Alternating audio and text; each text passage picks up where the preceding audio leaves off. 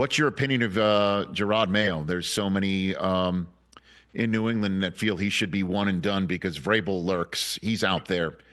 He can be brought in and bring the old school years back, as if Mayo's tenure there should just be one and done. What do you think? Yeah, listen, I think when you're a first year head coach, there's going to be a learning curve, and you're following a legend. You think about this: you're following the great Bill Belichick, the greatest head coach that we have ever seen in the history of our league.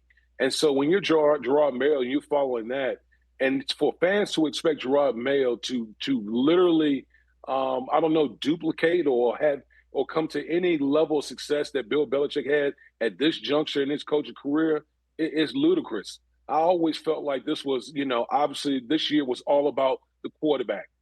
Finding out if Drake May is a guy. Clearly after this year, I think Drake May is a guy. I think Drake May has the opportunity, if the pieces all around him, to be one of the best quarterbacks that we have in our league. And so for Jerod Mayo, I think this was a tough year. I think there are decisions things that he said or decisions that he made that he probably regrets. But that's all a part of being on the job and learning as a first year head coach. So I think he deserves to come back another year and learn from the things that happened in this year, and hopefully he become a better player to go along with some personnel that they'll upgrade this offseason via the free agency and the draft. So when you got drafted by the Patriots in '99, who's the one who called you on the phone draft day? Damien? Pete Carroll. Pete Carroll. Yep, Pete Carroll and Robert Kraft, man. So it was an unbelievable moment to hear Pete Carroll call me and talk to me about what their vision was for me back in 1999. This was at that time.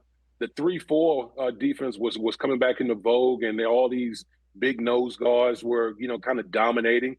And so they wanted, the way he explained it to me was, we needed a bigger center to combat, those type of big nose guards. And so, I'm forever indebted to Pete Carroll and Robert Kraft for selecting me 17th overall.